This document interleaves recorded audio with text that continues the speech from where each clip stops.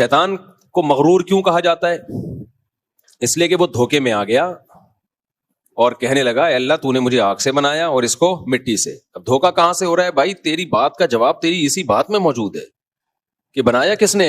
اللہ نے. تو اللہ نے بنایا تو وہی اللہ تجھے کہہ رہا ہے نا سجدہ کر لے, خود سے تھوڑی بنائے تو. اگر آگ سے بننا کوئی نعمت ہے بالفرض تو یہ نعمت دی کس نے ہے؟ اللہ نے دی ہے. تجھے بھیک میں ملی ہے تو اپنی تھوڑی ہے, تو اتراک کس بات پہ رہے؟ آپ کے ابا نے آپ کو ایک موبائل دیا اور بولا یہ چھوٹے بھائی کو گفٹ دے دو. آپ کہہ رہے ہو میرا موبائل میرا موبائل. ابا کہے گا تیرا کہاں سے ہے, ابھی میں نے تجھے دیا ہے.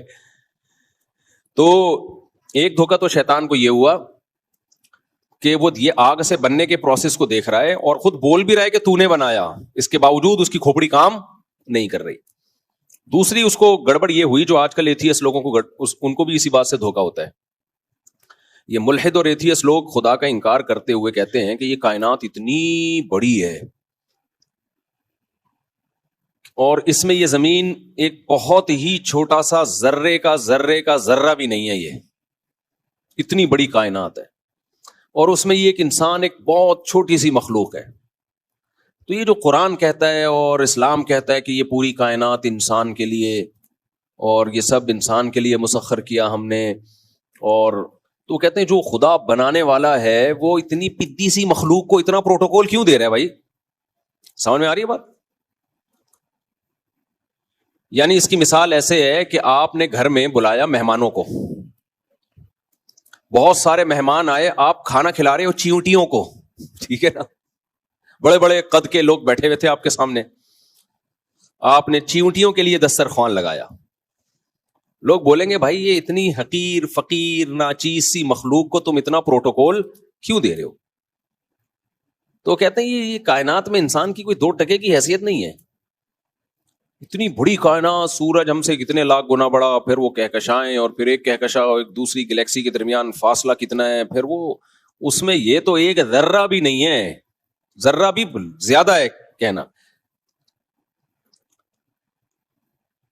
تو اس کا جواب بھی وہی ہے جو شیطان کو جواب, اگر بھی شیطان سے ملاقات ہوئی تو میں اس کو بھی سمجھاؤں گا کہ تو جو غلط فہمی میں آیا نا, ویسے تو سمجھ گیا ہوگا, وہ اس کے اچھے بھی سمجھ گئے ہوں گے, ابھی نہیں سمجھے تو جہنم میں تو سمجھ ہی جائے گا. تو اس کو غلط فہمی ہو رہی ہے کہ میں کس چیز سے بناؤں, اس سے غلط فہمی ہو رہی ہے. تو ملحد کو بھی اس سے غلط فہمی ہوتی ہے کہ ہمارا سائز اس کائنات میں بہت چھوٹا اور ہم ایک مٹی سے بنی ہوئی مخلوق ہیں, تو کیوں خدا اتنا پروٹوکول ہمیں دے رہا ہے, کہہ رہا ہے پیغمبر بھیج رہا ہوں تمہارے لیے, آسمانی کتابیں نازل کر رہا ہوں, وَسَخَّرَ لَكُم مَا فِي السَّمَاوَاتِ وَمَا فِي الْأَرْضِ, جو کچھ آسمانوں میں زمین میں سب کا سب میں نے کس کے لیے؟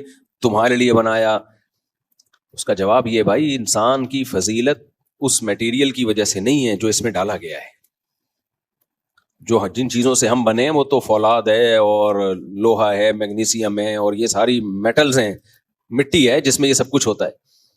انسان کی فضیلت اس بات پر ہے علم الانسان ما لم یعلم, کہ انسان کے اندر سیکھنے کی صلاحیت ہے, اس کے اللہ نے کھوپڑی دی ہے سوچنے کے لیے اور سیکھنے کے لیے.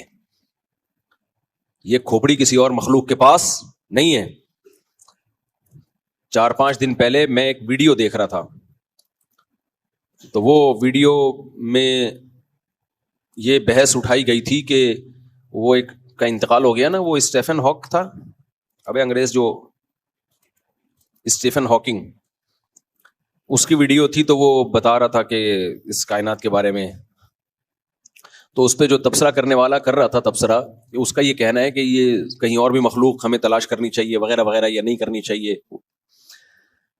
تو اس پہ ایک سوال کھڑا کیا تھا کہ اگر انسان کے علاوہ کہیں اور کوئی مخلوق نہیں ہے اور انسان کوئی زمین پہ پلانٹ ارتھ پہ کوئی حادثہ ہوتا ہے اور انسان مر گیا, تو اتنی بڑی اور اتنی خوبصورت کائنات یہ پھر کس کے لیے؟ سوال سمجھ میں آ رہا ہے؟ یعنی اتنی عجیب و غریب کائنات کو سمجھنے والا, اس میں غور کرنے والا, ہم جب دیکھتے ہیں کائنات کی وسعتوں کو کہ سورج میں کتنے ہائیڈروجن بم کے دھماکے ہو رہے ہیں اور کتنے عجیب و غریب اللہ نے اس کو بنایا, تو گدھا سمجھے گا ان چیزوں کو؟ بولو, شیر سمجھے گا؟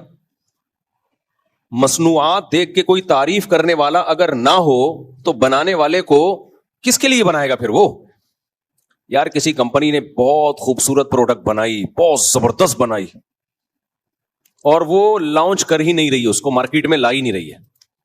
اس کو تہخانے گاڑی بنائی جاپان نے کوئی بہت ہی زبردست، اور گاڑی کو تہخانے میں بند کر کے لاک کر دیا اور کہا قیامت تک اس کو کوئی نہیں دیکھے گا.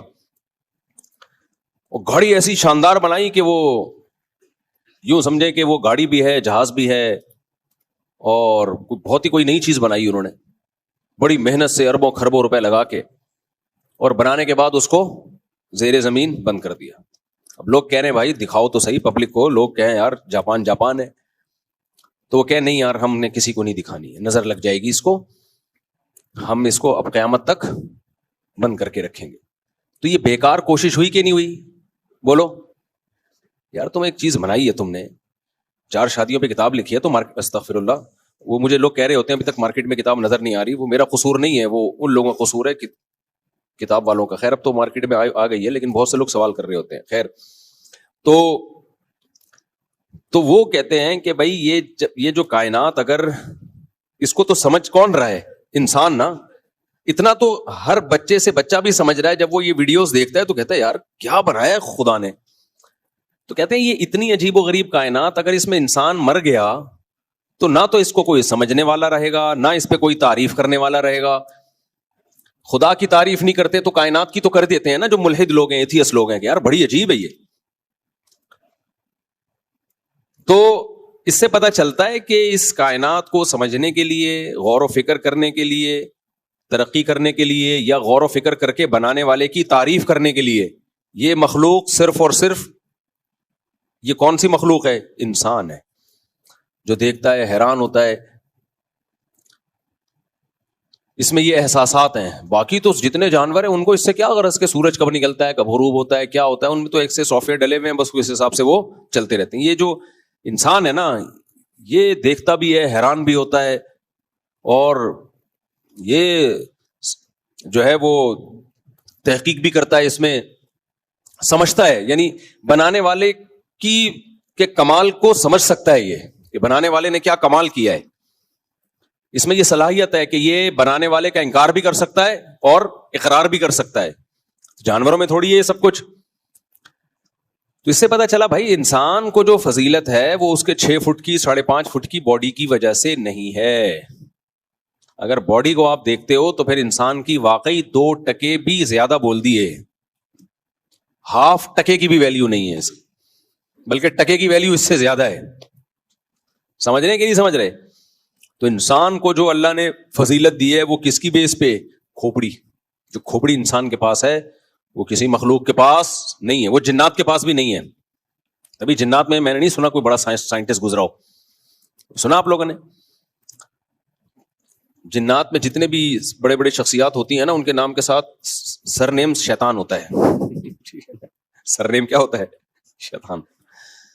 تو وہ ایک آئے تھے نا، ابھی ایک نئی فلم آئی ہے مارکیٹ میں، وہ کہہ رہے تھے جنات جو ہے نا، جس پہ جن چڑھا ہوا ہو. ٹی وی میں ایک فلم آئی ہے آج کل، رمضان میں زیادہ چلتی ہے وہ فلم.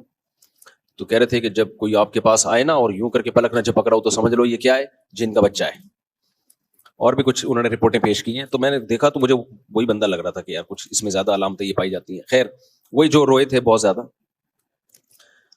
بھائی، وہ ماں کے غم میں روئے تھے. تو اینکر کہہ رہا تھا مت رو، میری ہنسی نکل رہی ہے، بہت مشکل سے میں نے برداشت کیا ہوا ہے.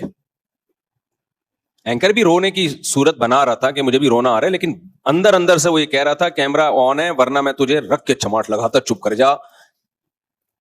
یہ ڈرامے ہم نے پہلے بھی بہت دیکھے ہوئے ہیں.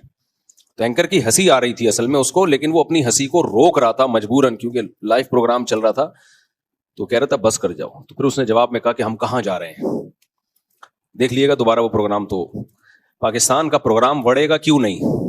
جس کی جو فیلڈ نہیں ہے وہ اس کام میں لگا ہوا. کسی کو بھی کڑائی کرتا پہنا کے، ٹوپی پہنا کے بٹھا دو لے جا کے، نام تک نہیں دیکھو کہ اس کا جو شناختی کارڈ پہ نام ہے وہ یہی وہ نام ہے یا کچھ اور نام چینج تو نہیں کیا ہوا اس نے. اور پھر لوگ تبصرے کر رہے ہوتے ہیں، ماشاءاللہ ماشاءاللہ کہہ رہے ہوتے ہیں. بھائی پہلے صلاحیت ہو، وہی